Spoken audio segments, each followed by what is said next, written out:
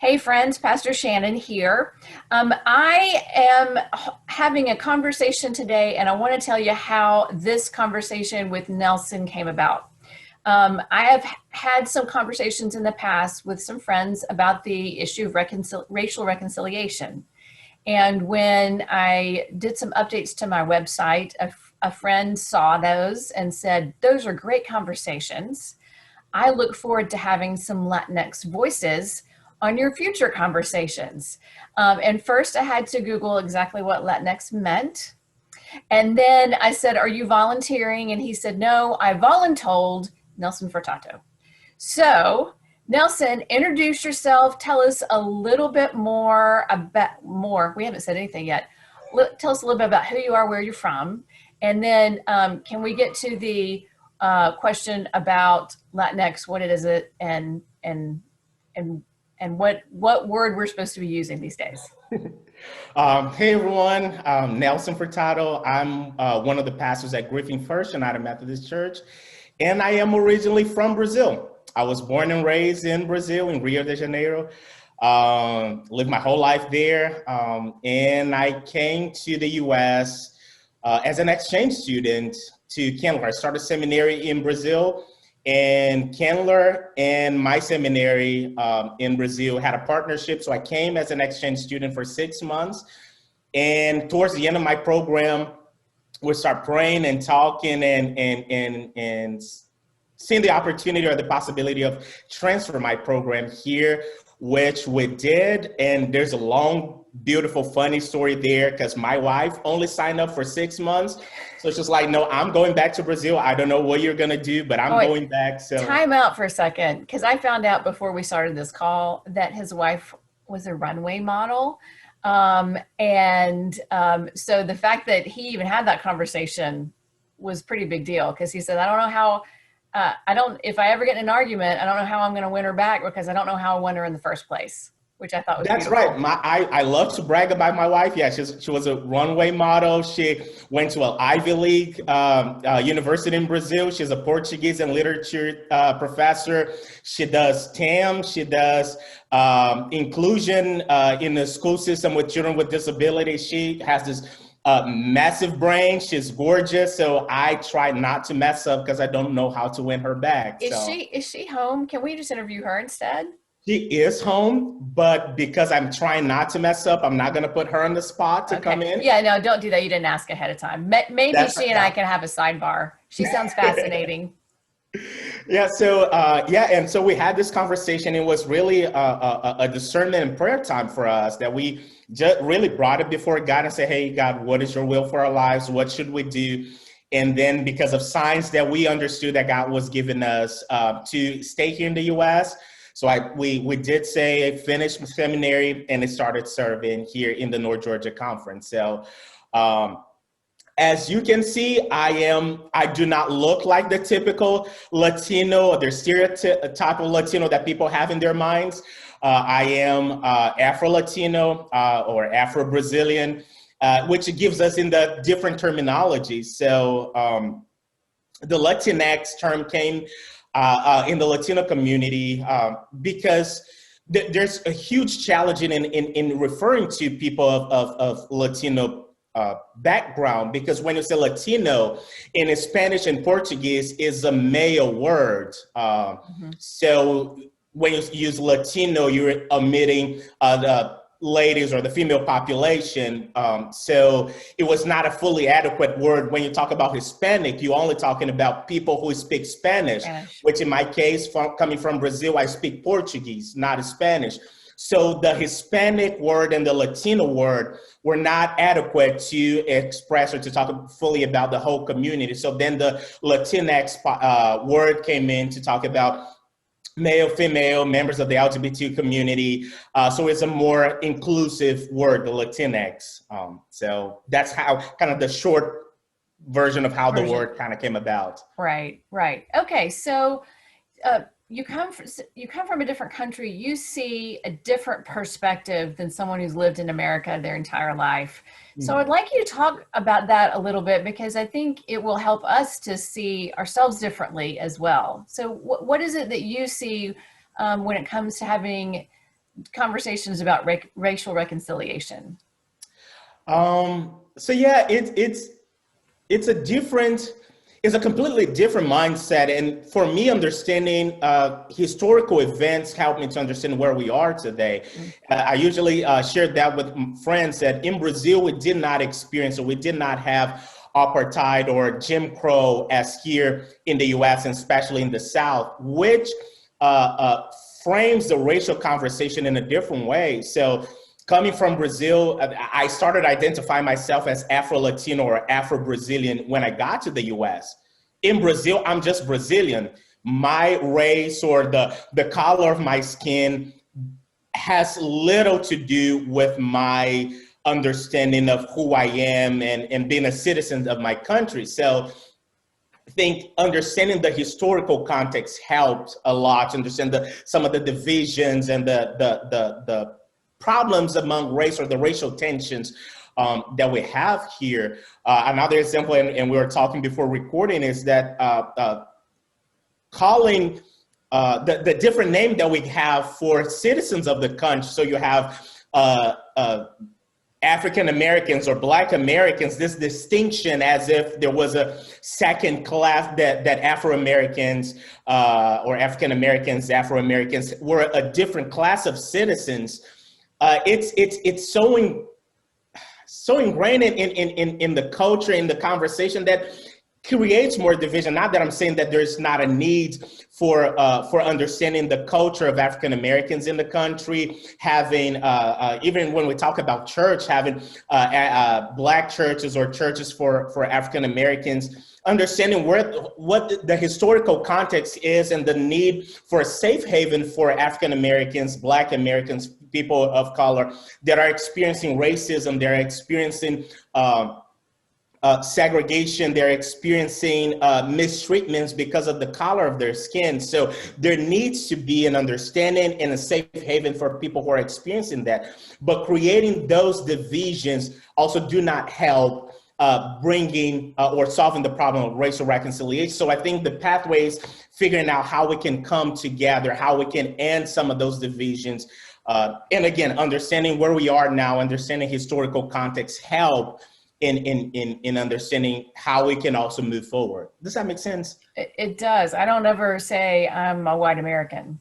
Exactly. Yeah. I'll say I'm white, or I'll say I'm American, but I've never really felt the need to have that distinction, because that's the default. And there's a lot of problems in that. Exactly. So that's, yeah, and that's what I'm saying. In Brazil, I'm not Afro-Brazilian. I'm Brazilian. Yeah. But when you come to the US, yes, you have African Americans or Latino Americans. Again, not only in a negative sense, there's also that part of the culture and the identification. This is who I am. This is part of my identity. And especially in the Black community, there is a sense of affirmation. I'm not ashamed to be Black. I'm not afraid to be Black. Being Black is not something negative. It's not something that counts against me. But it's something that I'm proud of as part of my identity. So we're going to claim it and we're going to push it forward. But at the same time, there is also that class of distinction that happens, especially in the white community, of kind of considering second class citizens, not full citizens with full rights. Mm. So how do you think that we, as Americans who grew up here, and this is the culture we were raised in, how do you think it would be helpful for us to think differently, and that can lead to some sort of reconciliation and change in how we live out our lives?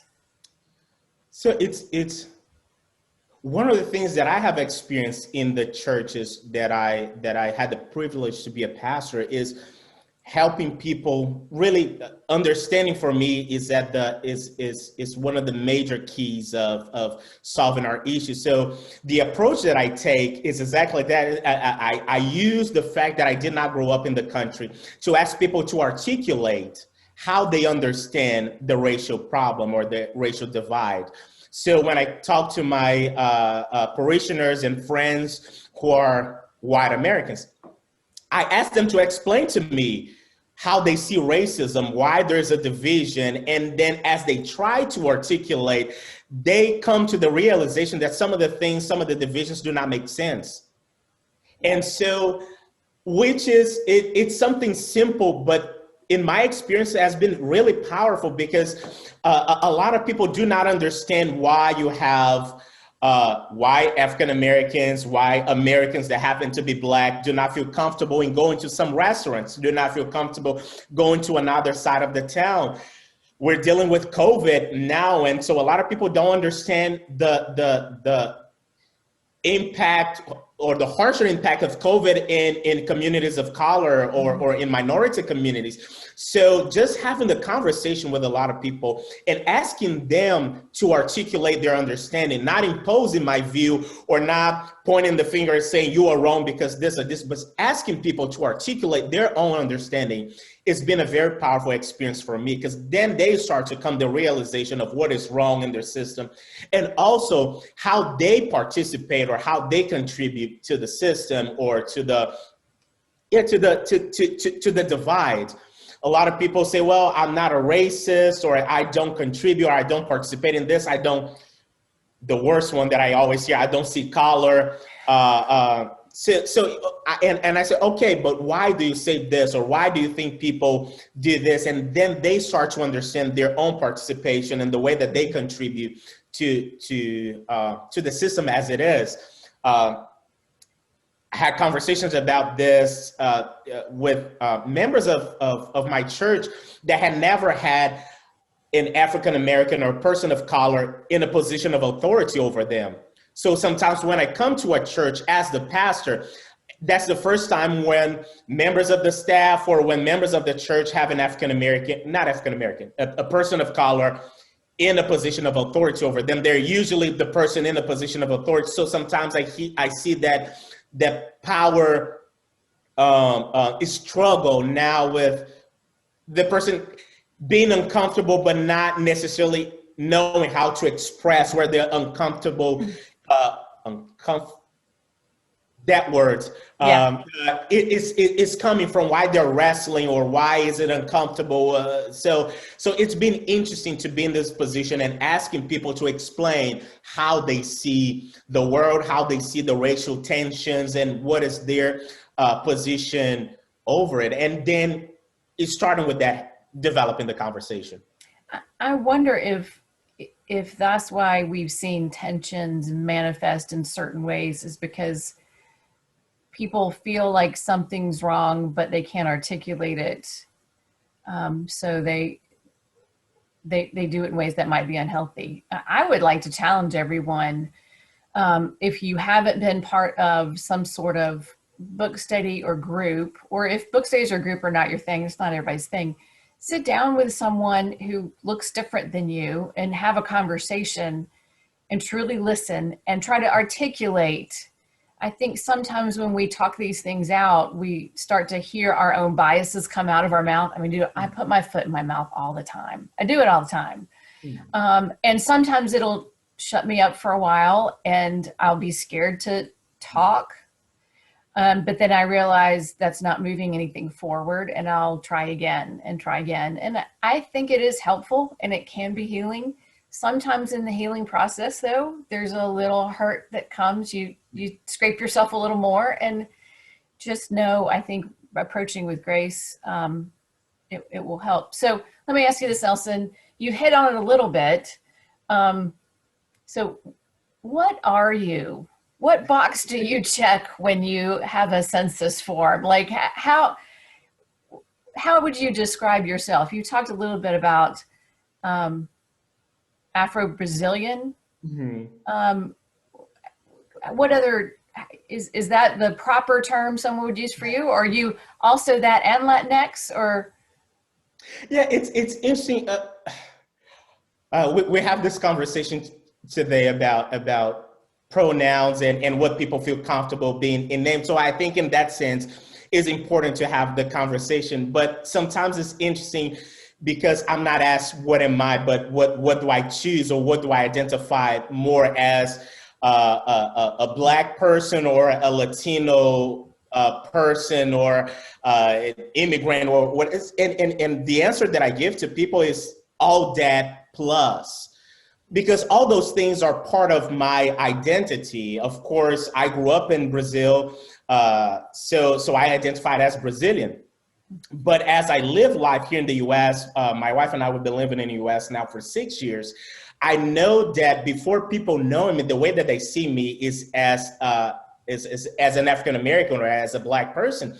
So the way that I relate to most people is first through the lens of race. So they deal with me, they talk to me as if they were talking to an African American or a Black person. And then as they come to know me a little more, they say, oh, you are a Latino or you're Brazilian. Then that shifts a little the interaction and the relationship. So, but that is still also part of my identity as a Black person living in the US, but also being a Latino member of the Latino community. But there's also the fact that I'm Brazilian. So even in the Latino community, there's a distinction because I don't speak Spanish, I speak Portuguese. So there's also that little split there within the Latino community, which is so diverse and so beautiful.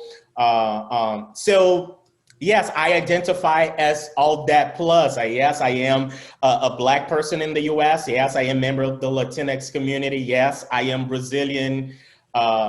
You are all the things. Yeah, I am clergy. I am married. I am. You don't ask that. Do you identify as a husband or as a parent? Ooh. Or as a child? So why do we need to choose how we're going to identify? Yes, I am all that. All that makes me who I am. Yeah. Oh, I love that. Okay. So let's go to some fun questions before we wrap up. Okay. Tell me about Brazilian barbecue. Oh, Brazilian barbecue. I get in trouble over that, but I know you do. I'll claim it. Brazilian barbecue is the best barbecue there is in the world. There's nothing better than Brazilian barbecue. Southern barbecue. Have you had all the barbecue in the world? Not in the world. I had Southern barbecue, brisket, Boston butts. Wait. Southern Carolina sauce, Georgia sauce. Is it Texas brisket? Is it Southern pork? So I've tried. I didn't try much South Carolina barbecue, but I did try Texan barbecue. And then Georgia, there's something about Tennessee apparently has also a different mix of barbecue. Out of those, Brazilian is still the best. Korean barbecue is great. Korean barbecue is good. Close to Brazilian barbecue. Okay. Yeah. Okay. When we have our really big Friendsgiving party after everyone's vaccinated, you bring Brazilian barbecue. We'll have a big taste test. It'll be amazing. Yeah. So you can have mustard sauce. You can have vinegar sauce. You can have beef brisket. You can have Kansas, which has a dry rub and the burnt ends. Mm-hmm. There's rib. There's pulled pork. I know way too much about barbecue, thanks to my dad. But I make a really good one too. I'll say that. Okay. Pulled pork, mm-hmm. Cooked in the crock pot with Coca-Cola. Oh, okay. I tried wings cooked in the crock pot with Coca-Cola, but not pulled pork. That's interesting. Yeah. Yeah. Really good. You would claim that Brazilian barbecue would be. I've had a lot of Korean and some Brazilian, and they're good. It's sort of like saying, am I a dad or am I a husband? It's a different kind of barbecue. Mm-hmm, mm-hmm. It's good. Okay. So I would love, and I'm putting you on the spot. I'm totally putting you on the spot with this. But you have prayed for a group that we're a part of together in Portuguese, and mm-hmm. I would love if you would just offer a prayer in Portuguese. Oh yeah, sure. Let's pray. All right. Pai querido, Deus amado, nós te agradecemos por essa oportunidade de estar aqui reunidos, conversando, trazendo cura, Senhor Jesus, também para o nosso país, para a nossa cultura, Senhor Jesus, buscando entendimento sobre como nós podemos ser mais unidos, como nós podemos trabalhar para Ti, para o Teu reino. Guia, Senhor Jesus, corações, guia mente, Senhor Jesus, trazendo todos a unidade diante do Teu Santo Espírito. Em nome de Jesus, oramos e pedimos. Amém. Amen. That was beautiful. Thank you so much. That's Oh, the thank closest I'll ever get to Pentecostal. you. Actually, it's not. I've been in a Pentecostal church before, but it was beautiful. Thank you so much. And I'm going to put in the comments where I post this, the church that you're a part of, if anyone wants to reach out to you through that venue. And look forward to seeing you in our groups together. All right. Bye, Yeah, me too. everybody. Bye.